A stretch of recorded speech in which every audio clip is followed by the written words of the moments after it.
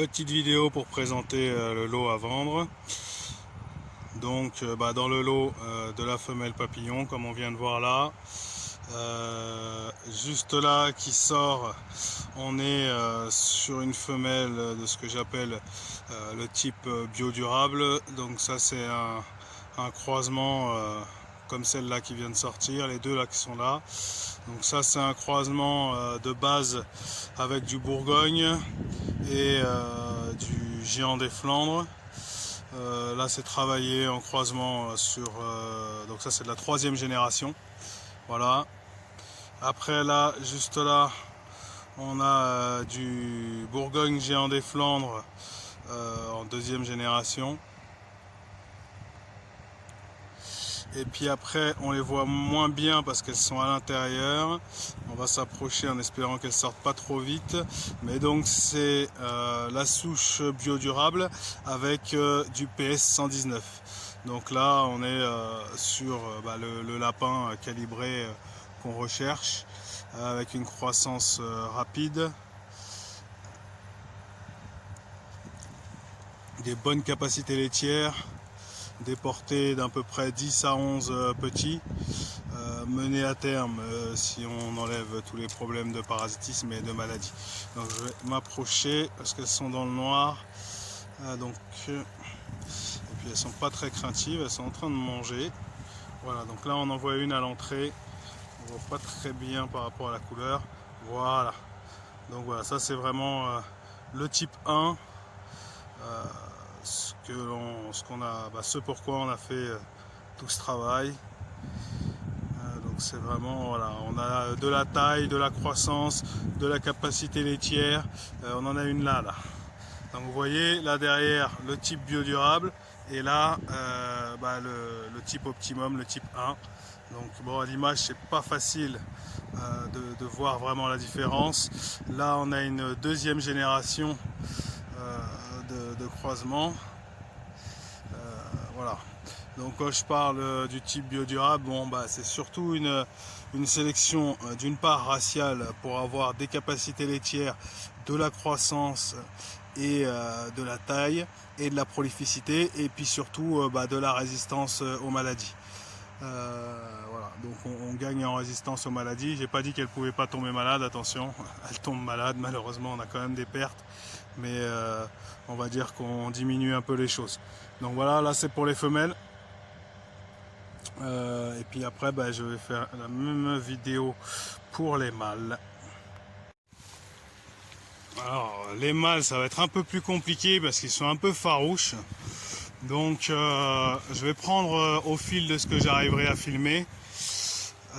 J'essaierai de décrire un petit peu au fur et à mesure de ce qu'on va voir. Donc là, il y a un petit groupe qui se cache pas très loin.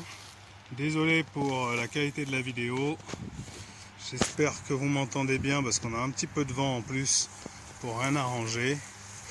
Donc là c'est intéressant. Donc sur les mâles, comme j'ai dit, déjà le mâle moi je le travaille essentiellement en pure race. Donc comme j'ai dit, s'il y a des gens qui veulent s'installer en bio, je leur dirai là sur la vidéo quels mâles peuvent convenir, mais d'une manière générale, si on part sur un élevage pro, on ne prend pas ces mâles là. Ils se conviennent très bien pour un petit élevage familial, en compagnie, ou voilà. Je ne vais pas dire à manger puisque apparemment personne n'en veut. Donc là on en a un qui est couché là juste devant nous. Donc voilà, là on reconnaît le type 2. Pas le type 2, la 2e génération, la 3e génération je veux dire, excusez-moi, de croisement biodurable. Donc là sur la qualité en mâle, c'est pas fixé. Donc voilà, c'est pour ça que c'est pas forcément intéressant si on veut faire du plein air, etc. Après, pour quelqu'un qui fait en élevage familial, c'est pas que je dis qu'on s'en fiche en élevage familial. En élevage familial, ce qui va se passer, c'est que il n'aura pas quelque chose de fixé, mais en tout cas il aura une bonne prolificité, il aura un mâle actif à la reproduction. Voilà. Derrière on a un mâle 2e génération de croisement biodurable. Équivalent au premier, hein, peu importe. Là, juste là, On a un mâle avec une dominante papillon et un croisement PS 119. Bon, c'était un test.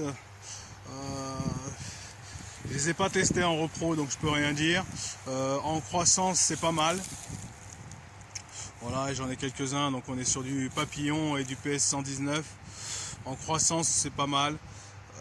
En repro, je les ai pas testés, je peux rien dire. Je pense pas que ce soit exceptionnel. Il y en a un qui est pas loin là que je vais essayer d'avoir parce que c'est un retour client donc d'une personne qui a fait reproduire des lapins issus de ma souche et puis qui a travaillé sur un croisement sur lequel moi je travaille pas du tout. Donc c'était des Bourgognes.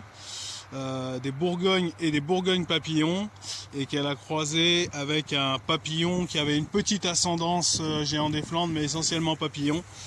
Donc ça c'est un truc que moi j'ai pas travaillé. En tout cas en croissance ça donne une belle bête. Mais de toutes les façons le papillon, comme j'ai déjà dit, il nécessite pas vraiment de croisement. Alors on va le voir là, il court là, hop, super. Là il lève la tête, est-ce qu'on arrive à bien le voir? Je vais peut-être reculer un peu. Voilà. Bon, on le voit pas très bien, ça donne un lapin assez bien défini. La croissance n'est pas forcément très rapide. Voilà. Bon, maintenant je vais vous présenter les mâles, donc créés à partir de la souche 3e génération biodurable et PS 119. Qu'est-ce qu'on va avoir par rapport à un pur PS 119? On va garder quand même pas mal de ses capacités et on va gagner en résistance à l'extérieur, au fourrage, aux maladies. Voilà. Donc je vais essayer de le filmer. Il est juste à côté du papillon croisé PS 119. On va voir comment il va réagir. Donc là il est bien planqué dans l'herbe. Je ne vois pas trop. Ouais, à l'image on commence à l'apercevoir. Je vais essayer de le filmer par au-dessus. Voilà. Il n'est pas facile. Voilà. Alors malheureusement ou heureusement les plus beaux ont déjà été vendus.